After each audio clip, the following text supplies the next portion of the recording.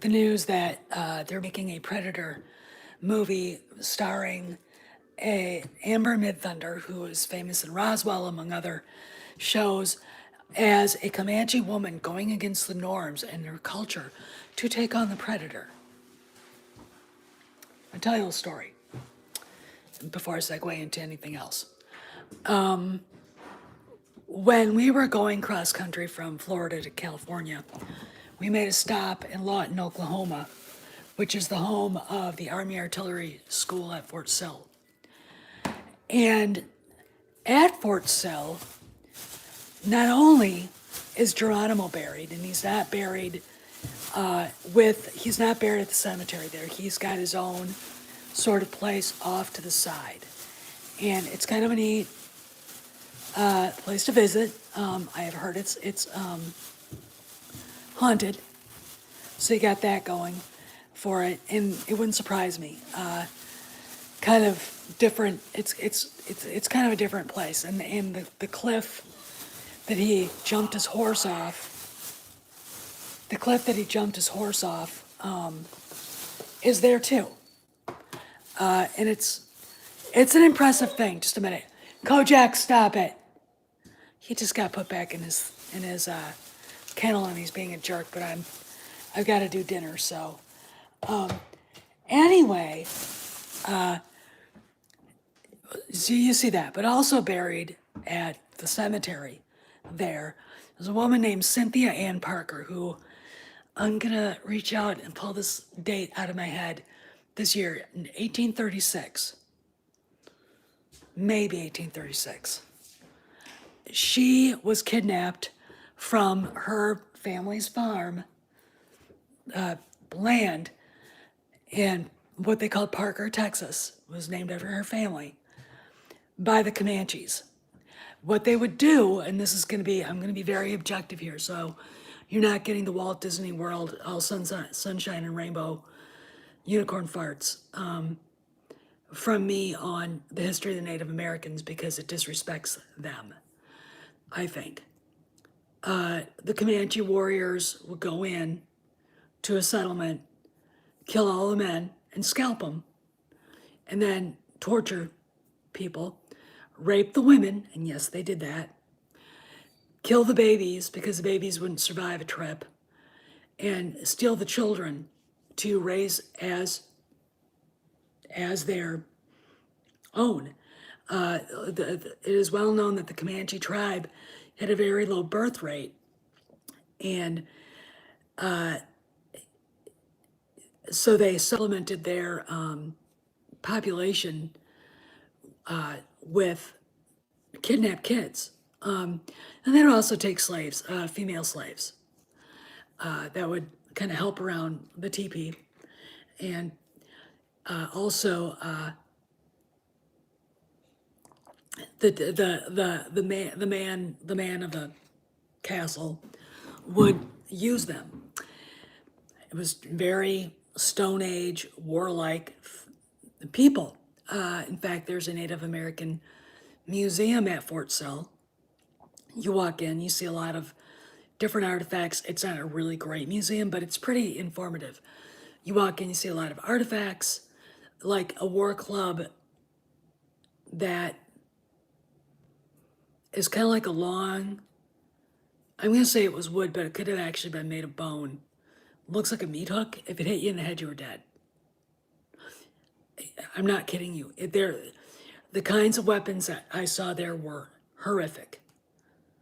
And there was a diorama of an Osage village getting attacked by a Kiowa war party.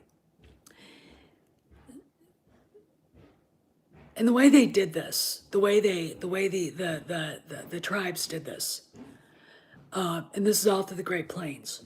There really wasn't a sort of a concerted, organized effort.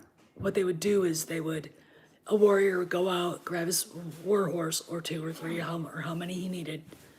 Usually it was just one, because they had pretty hardy animals. The Comanche were only one of two Native American tribes that bred their own horses.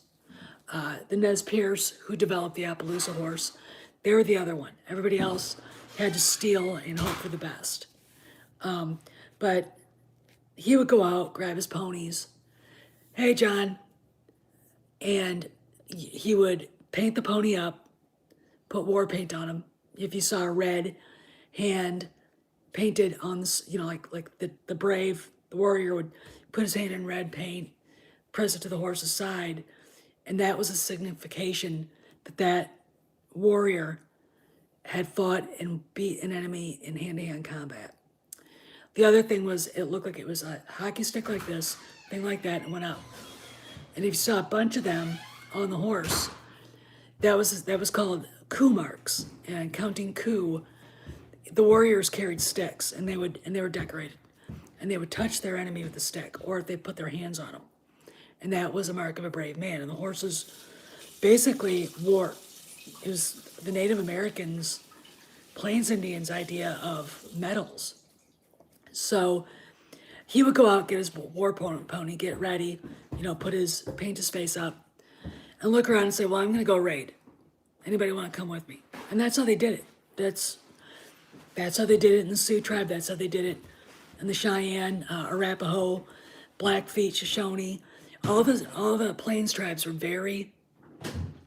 there was a similarity of culture. And it was all the way down south to where the Comanches territory was, incidentally, between the southern part, I don't know, maybe it was further north in Kansas, all the way down into, they would raid all the way down into Mexico. In fact, they called it the moon, the Comanche moon, in the summertime, because the Comanches would look at that moon and say, okay, we can go down there and raid, steal women, steal horses, steal cattle, and kill a bunch of people and get a bunch of really cool stuff and do what we do. We're warlike people. It's very interesting to note that when you look at the history of the Spanish expansion in Mexico, it stopped right in a place called the Llano Estacado in Texas. Very hot, dry place. And the reason why is not because it was hot and dry, is because there's a tribe called the Comanches. And there weren't many of them. There were never 800 braves in one band, one group ever. But they were the terror of the Southern Plains, and they really, really were. And it took a special breed of warrior on our side to kind of ensure that settlers were safe, and then basically the viciousness of the Comanches as warriors ensured that the Texas Rangers would appear. And the Texas Rangers were kind of like mercenaries, but once they got those big 5-pound repeating pistols, those big hog legs, is what they like to call them, that was it. I mean, then it was even. And it's a very interesting. There's a book out there called The Empire of the Summer Moon. Hi, Mad. And I really think that you guys should probably read it. But Quanah Parker is buried at Fort Sill next to his mother. Quanah Parker was half white. When Cynthia Ann was kidnapped as a child, a young girl, she was like 8, maybe 6 years old at the time, she was brought into a family. She was a blonde, blue-eyed girl, by the way. Brought into a family. They adopted her, and when she was old enough, she was married off to this young warrior named Nakona, which in English it means wanderer. And I think they had 2 sons and a daughter. I know, of course, Quanah. And another son whose name I can't remember, and then the little girl who died. She was recaptured by Texas Rangers, brought back to her family, and she was so emotionally tied to the Native American life that she died of a broken heart, and her baby girl died with her. And Quanah, when he heard, was very devastated by this and never changed his name. His name literally means fragrant flower. It's not really a great name for a war chief. But in the end, he was the last of the Comanche chiefs and one of the very last, if not the last, war chief to come in. The Comanches don't have a reservation. What they have are parcels of land. That, to me, was always very interesting because their lives are a lot different than, let's say, the Oglala band up in South Dakota of Sioux living on Pine Ridge and really just living in poverty. The Unkpapa living in poverty. The Unkpapa band of Sioux. I could go on ad nauseum about the Sioux. That story is another story that Disney would never be able to tell because it wouldn't know how to tell it. The Sioux actually stretched from the Dakotas in the 1600s all the way to the eastern side of the Mississippi River in Wisconsin. When the French fur trappers started trading guns for beaver fur to the Chippewa and the Winnebago, they were the Sioux, and there are three different main groups of Sioux. These would be the Dakotas. The Dakotas were forced out of Wisconsin and into Minnesota. You have the Dakotas, the Nakotas, and the ones that we know about because of the Plains Indian Wars, the Lakotas. And the Lakotas, the Oglalas, gave us Crazy Horse, Red Cloud, I think American Horse. The Unkpapas gave us Sitting Bull. And there are a plethora of others. And if I had the books that I used to have when I was a kid in front of me, I could tell you all about these guys. But they were very interesting because there are a lot of them as compared to the Comanche. But that didn't stop the influx of white settlers coming. The Comanche were able to do that until the Texans, as Rangers, Jack Hayes, figured out how to fight them.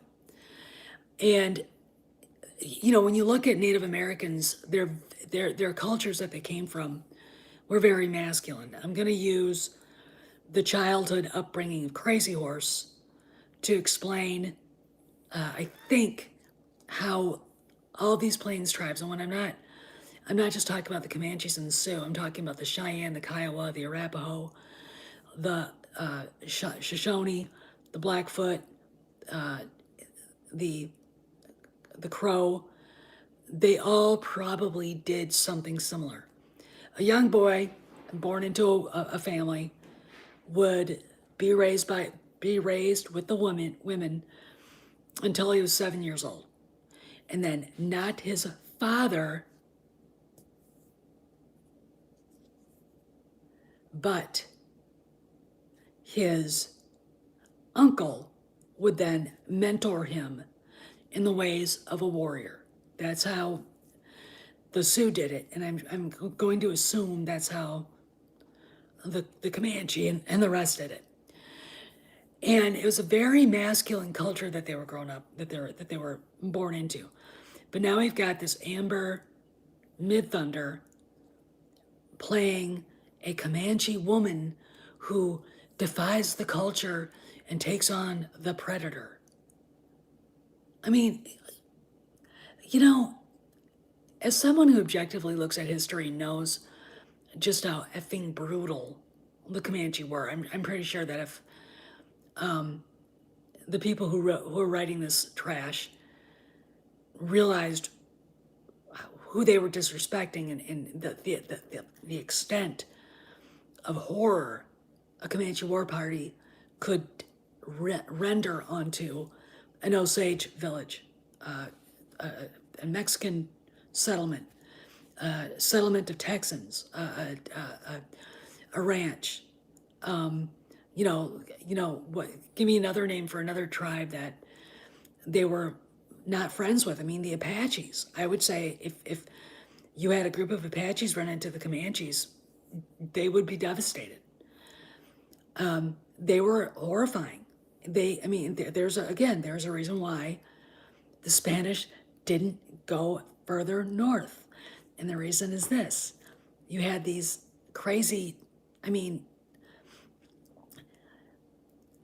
they're up there with the Vikings.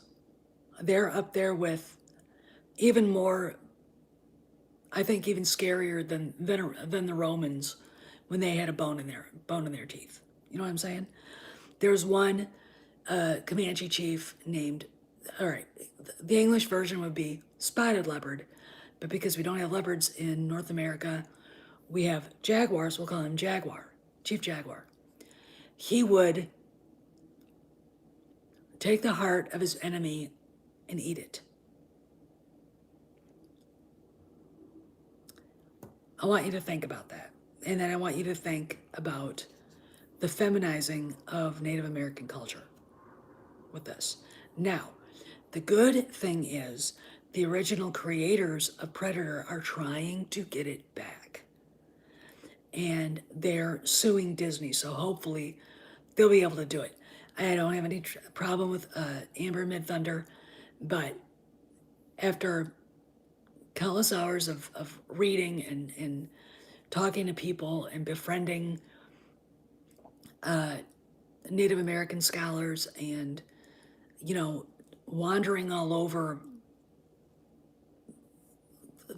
the Bighorn and, poring over maps of different Indian battles like the Battle of Sand Creek, which was against the Cheyenne. That was a pretty intense thing. And it was pretty scary. And that was a last stand. And the troopers got through. Colonel George Forsyth, wounded, was able to outlast the Cheyenne. And the reason why is because there was a chief named Roman Nose who insisted if he couldn't be killed by a bullet. Well, you get a bullet shot at you, you're eventually going to get hit and you're going to die. Well, guess what? He did, and the Cheyenne scattered. It's another reason why George Forsyth lived. I've done all that, and the women had very separate and unique lives compared to other women. Surviving on the Great Plains, living like that, going out to dig roots and berries and wild onions for, the meat, taking care of that. Once the buffalo were dead, the women had come out and turned the carcass into all kinds of things. The buffalo was basically everything that they needed. It was literally, and they would eat everything in it. But when you're talking about you need what vitamins that you're lacking, people, you're naturally going to eat things that nowadays you'd be like, like innards, just pull them out raw. They would do that. It's just really, it's fascinating to see how that all worked out. And, I knew David Yeagley when he was alive. We were Facebook friends. We'll get into debates every once in a while because he was a little more full-blooded Comanche, a little more to the right than I am. I'm not kidding either. And he was very interesting to talk to and listen to about their history. Very brutal people. And again, Plains warrior culture was a patriarchy, all right? And simply the idea of putting a girl a girl warrior. You know, not that it's a bad thing, but it's not something you would find in what is ostensibly a Stone Age culture. You just wouldn't, unless they had to. I mean, if you look at, and it wasn't part of their culture to begin with. I know the Aztecs and the Olmecs had female leaders. And, you know, I'm not saying that there weren't any wise women in Native American, in Native, literally North American America, Native American cultures. I mean, there were women who were spiritual leaders, shamans, but they didn't go to war. Okay, they didn't do that. And it's very disconcerting because it emasculates a very strong masculine culture. And in a, you know, it's kind of bigoted too, in a way. I mean, it's, my thing is this, the lack of historical knowledge in this country and in Hollywood, you know, is breathtaking. Like with the Indiana Jones movie coming out, and Mads Mikkelsen is playing one of the German scientists that were brought back to the United States during Operation Paperclip. I guarantee you, half the people bitching about it don't know what Operation Paperclip is.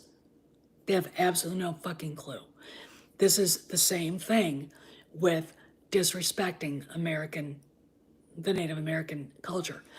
And I'm gonna say this, and I'm gonna have to shut this down in 10 minutes. Oh, cool, Eastland. Somebody brought up Dances with Wolves.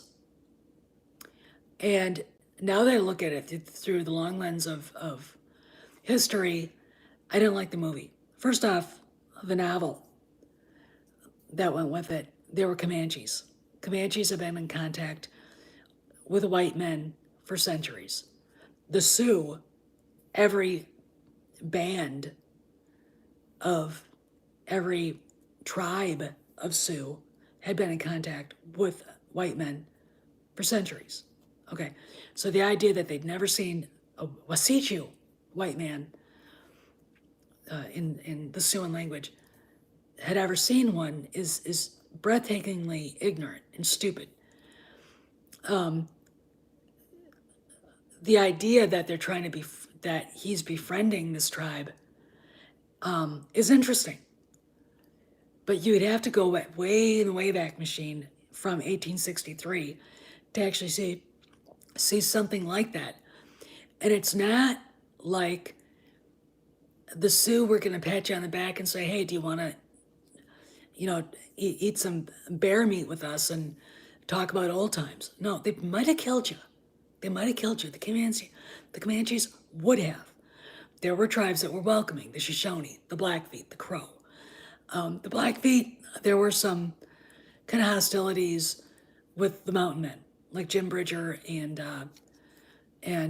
you know, if you've seen Jeremiah Johnson, that is kind of an interesting movie, and it follows kind of the truth of a lot of that. But you know, the Shoshone, Sacagawea, was a Shoshone woman who helped Lewis and Clark get to the Pacific. She was one that guided them.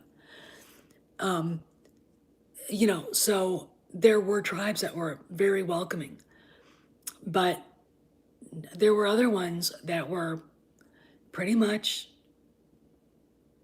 I don't know who you are, I don't want you to be here, I'm gonna kill you. Now, but you can't put that in Disney. They would never dream of that. Now we got a woman who may end up being the next big predator hero. You know, we're not talking about developed cultures. We're talking about what is ostensively a pre-Iron Age, pre-Bronze Age culture. Okay. They didn't have guns. They didn't mine metal. They, you know, made bows and arrows, spears, war clubs. That's how they fought. When they got the horse, they got a lot more mobile. I mean, they used dogs to pull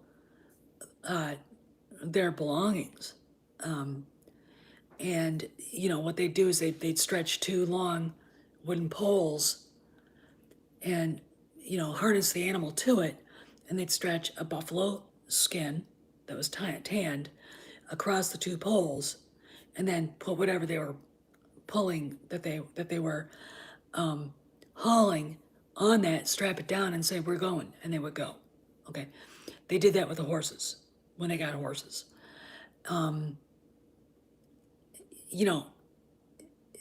weren't, it wasn't like they were inventing gunpowder. It wasn't exactly like they were building pyramids. The cultures in Mexico and in Central America were doing that. These guys were not. Yeah, and I mean, for what it's worth, it's a good story, but when you see the young soldier take the diary, the journal that he's making and use it for toilet paper, I'm like, I really don't think he would have done that. And then I'm gonna let you guys go after this.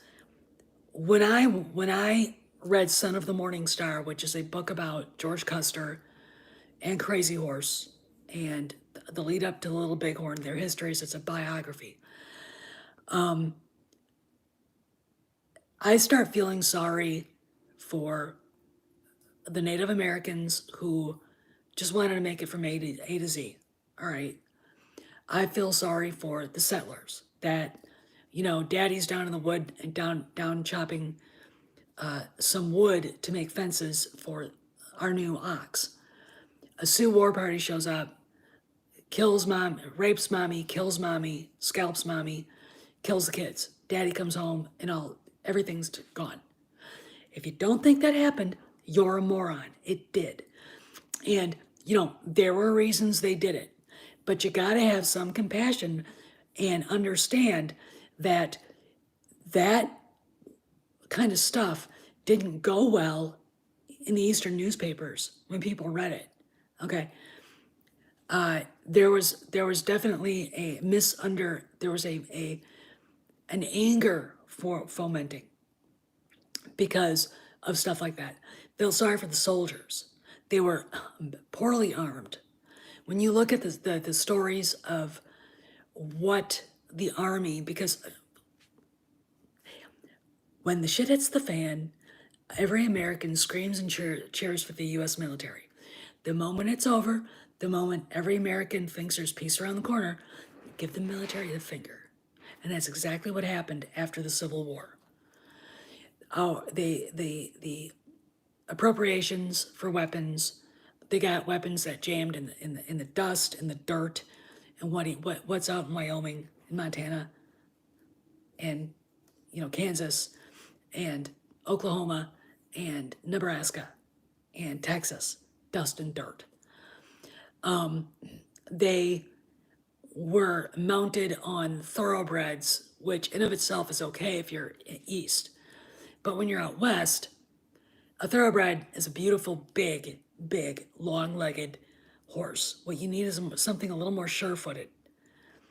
The legendary horse, Comanche, which was owned by Captain Miles Keogh, who had been with the Papal Guard at the Vatican and fought, I think, in one of the Vatican Wars, came to the United States to fight for the Union in the Civil War, ended up with Custer and the Michigan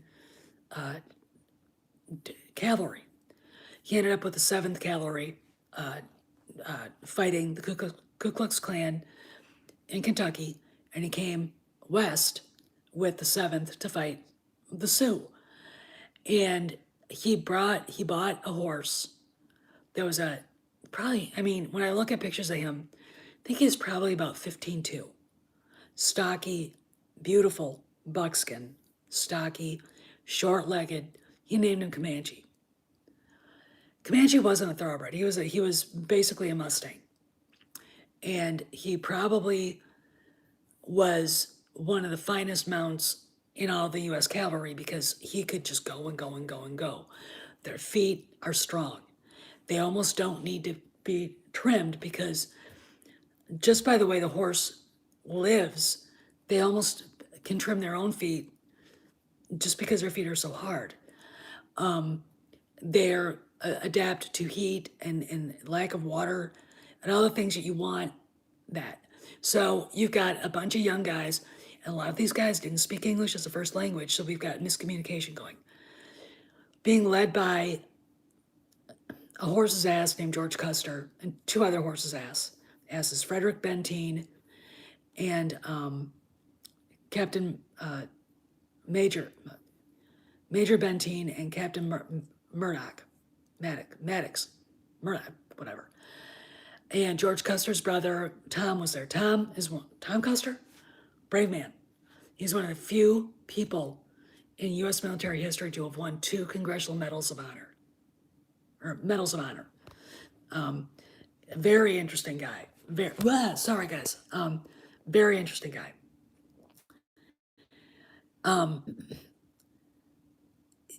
But those kids never had a chance. You've got Lieutenant Colonel Custer hating his at least 2 of his underlings, Murdoch and Benteen. Benteen was a horse's ass. Frederick Benteen was a dick. Okay, a true. And Murdoch was an incompetent jackass who was scared to death to do anything. And their guys survived because they wouldn't go and help Custer. They wouldn't go and help him. They pretended they didn't understand the messenger, who was a guy straight off the boat from Italy. Last name, I think, was Martini, who couldn't speak a lick of English. And they looked at what Custer wrote on a piece of paper. Big camp, bring packs. Packs was ammunition.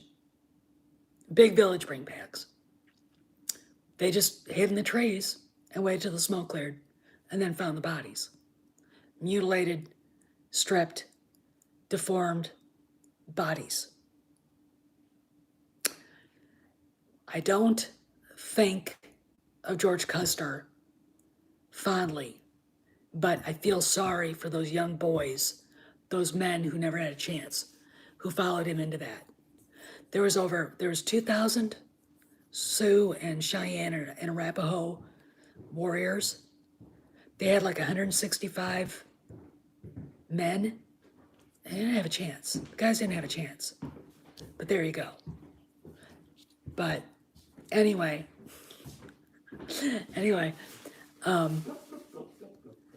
I wanted to say something about it because there's something so disrespectful about what they're doing. But again, they do it all the time.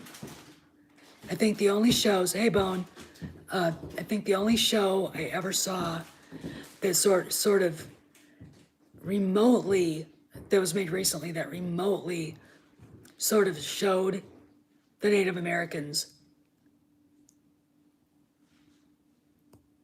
Thanks, Jeremy. As opponents to be respected and feared was Lonesome Dove. If you think about that, you think about that show, you think about that novel, and you think about the things that I mean, you know, the Old West was a scary place, and it was scary after the tribes finally came into their onto the reservations, because then you got the gunfighters and the outlaws, you know, and you know, it was really the last of the frontiers, and it was the last frontier. But again, going back to the Native Americans, you know, when you look at their history, and this, I'm going to be honest, and then we'll let you guys go. People have been on the North American continent for millennia, and I don't mean 20,000 years. I mean probably 100 or 200,000 years. I haven't seen that Latino Polly. I might have to watch it now, but I can't stomach Leonardo DiCaprio. I just, you know, the last movie I saw him in that I liked was Once Upon a Time in Hollywood and Brad Pitt more than made up for it. And, Al Pacino and Kurt Russell. But I guess I'll have to see it, because if there's an angle to it in the fact that, we know that, I mean, I was just watching a show where a professional hunter was actually talking about it. The fact that it's a true story, it really happened, is really interesting. So I guess I'll have to see it. But people have been here for probably 100,000 years. And they didn't just come over from Asia.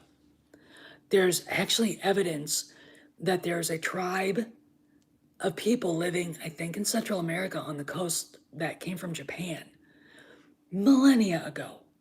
All you got to do is take your boat, go along the coast, and go all the way down. That's what people did. And then, Europeans, 11,000 years ago, there was an ice sheet going across between North American continent and the European continent. There's some controversy if wondering out loud if the Cherokee are white.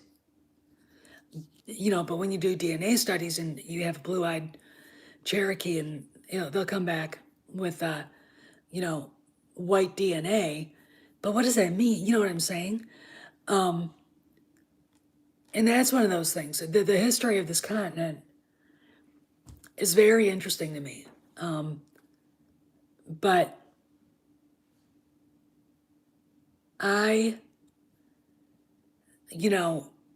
people disrespect it.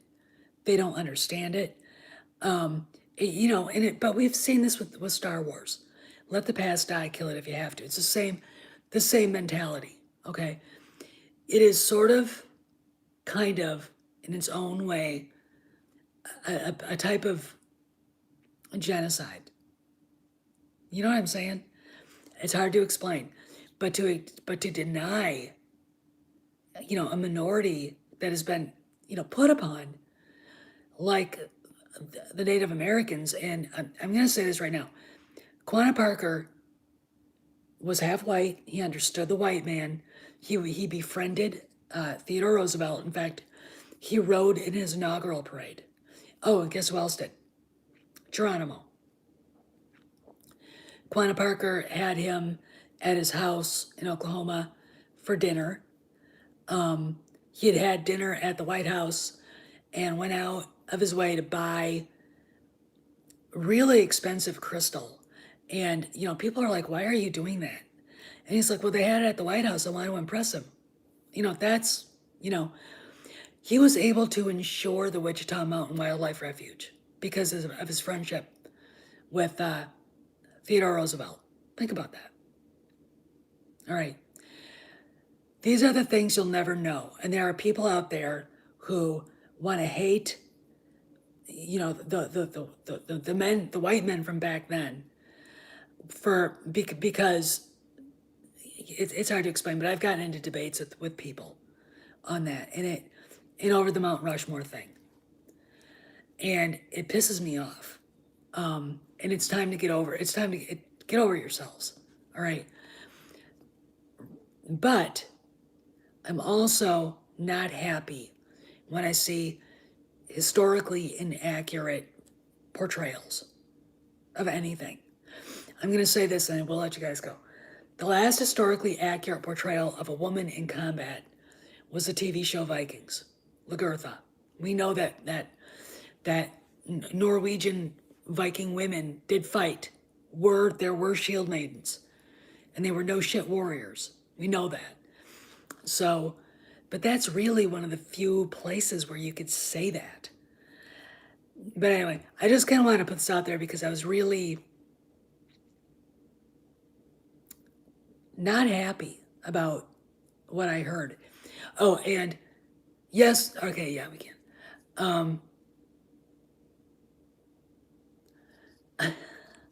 I just got a text from my husband. He just said, put Kevin Spacey in the lead role and be done with it. But, I want to say that the thumbnail on this video is Chief Parker. That's Quanah Parker. You can see his grave at Fort Sill in Lawton, Oklahoma. If you drive up there or drive there, You'll be able to see it, and pay your respects to him and his mother. And I gotta go because we gotta eat. And a good 40 minutes. I didn't expect to be on this long, but once I start talking about this stuff, I can't stop. Okay, Steph, I'll see you around the galaxy.